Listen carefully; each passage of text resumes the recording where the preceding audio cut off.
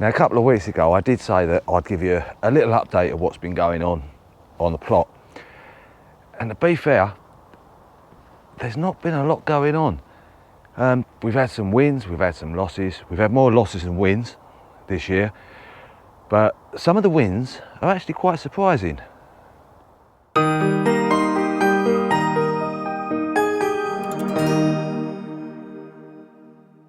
Well, October's nearly upon us. The weather's still warm in the day, we're still on double figures, but the nights are dropping down to single figures now. A lot of what I've got over here still needs a bit of a bigger window for growing. But I'll give you a little look round and show you what's been going on. That reminds me, I forgot to put them leeks in the last time I was up here. Oh well, we'll probably end up putting them in one of these raised beds, cover it over, leave it for the winter and see what happens. Right, onward and upward. Carrots. Now, on first impressions, they look really good. Lots of nice green foliage, but I've just had a little finger around underneath in the soil. There's not a lot going on under there. So, hopefully, over the next month, and bearing in mind we are nearly in October now, we may get a few decent carrots. Sweet corn, absolutely dire. Haven't done anything. We've had a couple of little cobs in here. Got a little cob in there, it's not doing nothing. We've got one there, which is dead from that bit upwards, but there's nothing there. Nothing really in there. A couple of little ones there. I'll leave them a couple of weeks. Like I say, the weather, we're in double figures in the day, but the nights are going down to single figures. So it's getting a little bit chilly. Squashes doing fine, which is a nice surprise for this year. Although we have in there, they're starting to rot off for some reason. Not too sure why. But these little bottle squashes, are they? I think they're called. I don't think that they're not butternuts. There's some kind of bottle squash. Doing good. Again, I'll leave them for a few weeks, see how they fare up. Now the sweet corn over here, it's put on great growth, I must admit. But this one here, we've got no cobs on whatsoever, which I'm quite disappointed about. We've got a couple of little cobs, one in there. I think there was another one. No, just the one there. But I don't think that's going to amount to anything before the frosts. Little squash bed there. We've got our tromboncino. I'm going to take that today, I think, because that's starting to rot off on the end. So we'll just cut that off. The rest of that will be fine. We've got some little ones making an appearance, but I don't think they're going to amount to anything. But you never know. If we get some nice, gorgeous hot weather, all may be good. Now these plants I got from my neighbour, and I just put them in this raised bed. Didn't look after them, didn't feed them, didn't do nothing. Obviously just give them a little water now and again. And they've done better than what I do in the greenhouse. And we've actually got some aubergines.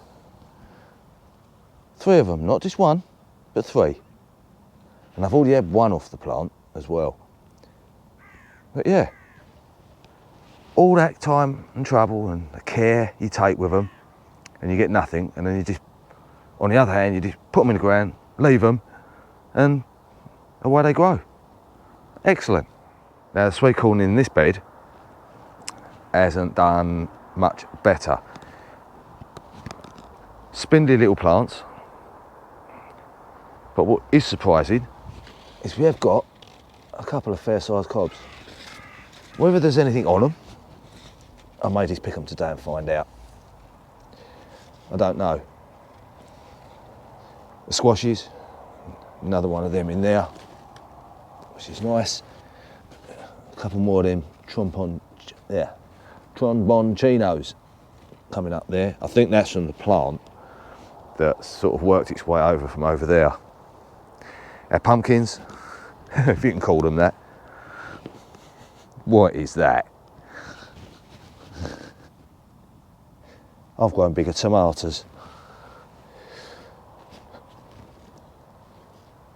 Changing colour now. They're only small, there's no whoppers this year. But it's something, considering we had none last year. Anything in there? No. Lots of flowers, that's about it. Yeah, considering we had none last year, even one is a bonus. We've got another little pumpkin going on there. We've turned that over. Let's see if we can get that to go orange on that side as well. Now, brassicas. Not as good as I'd like. They've been eaten to buggery this year. One there that's decided to come through the top of the thing, and the pigeons have been at it. But even the ones, I'll show you in there, even these things have been eating them.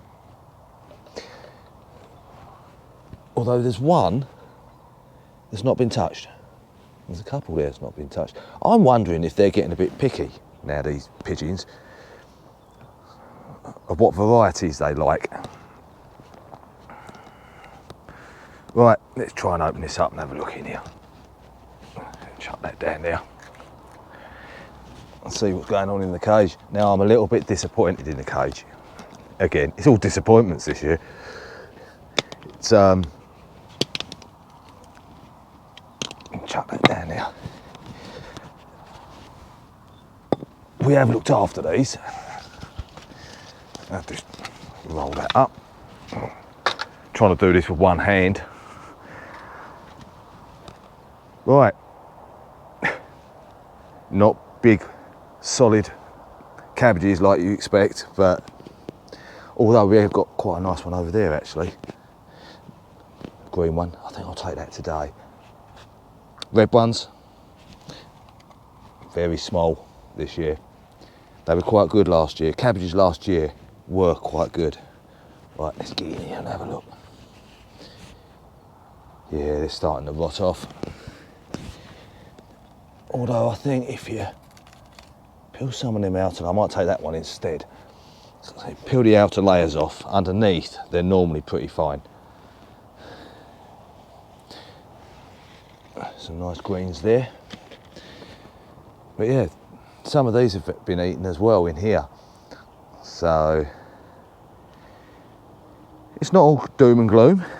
Got a few little bits. Oh, there's another one there. That's nice and solid. Lovely.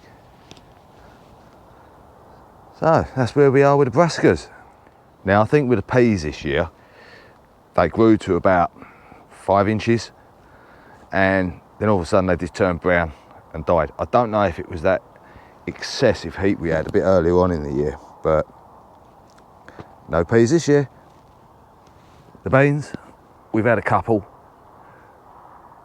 There's a few up there, but they're going stringy and hard or to seed way too quickly. Not as good, not much vigour in the growth. So I think I'll just leave these on here now, let them go to seed for next year. Now on to the non-tomato jungle. This is the worst bed of them all. We've had quite a bit of fruit off of the black currants, which was nice. The tomatoes over here, shocking, absolute shocking. I've had probably 6, 7 tomatoes from over here. That's it. And the plants really haven't established themselves very well for whatever reason. So that is going to be my next little job, is to clear all this and get it ready. Soft fruit, we have had quite a few raspberries, excuse me. Still got a couple in there. Ooh. Sorry. That is gorgeous. That's had the morning sun on it since it's come up this morning, and that is so sweet and warm. Ooh, I'm gonna have another one. Need to do a little bit of salting out in there.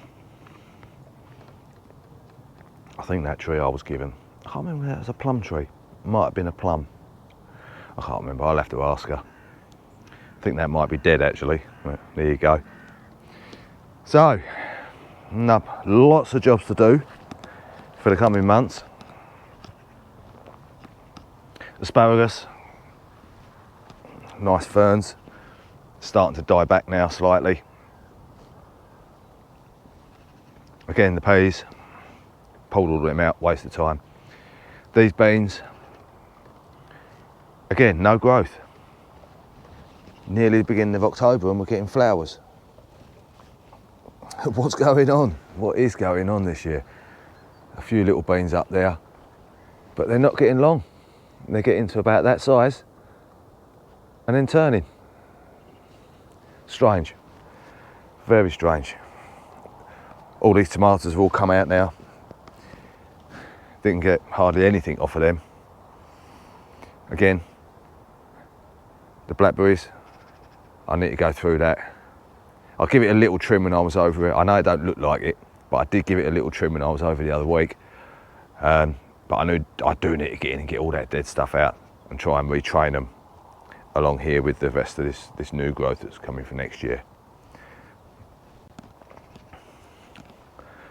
In this bed, excuse the shadow again, always on the wrong side of the sun, me.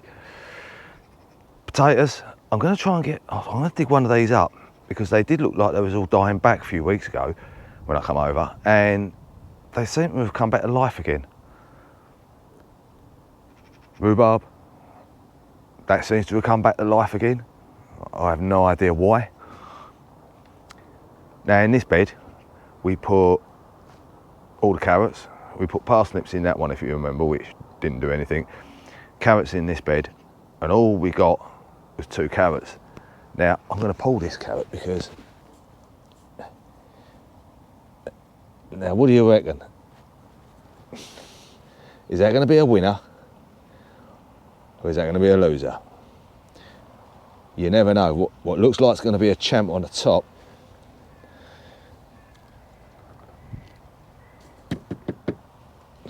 No.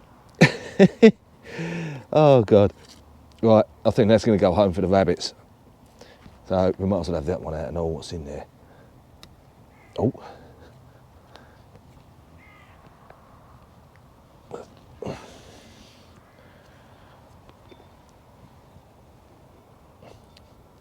Oh. A whole bed for 2 carrots. Well, there you go. That's the way my luck's been this year. So what offerings have we got today? Well, not a lot. I took two of the potato plants up. That is all we got out of them. Not big roasty ones, but there's enough for a meal. We've had a couple of aubergines. We'll take a couple of them home.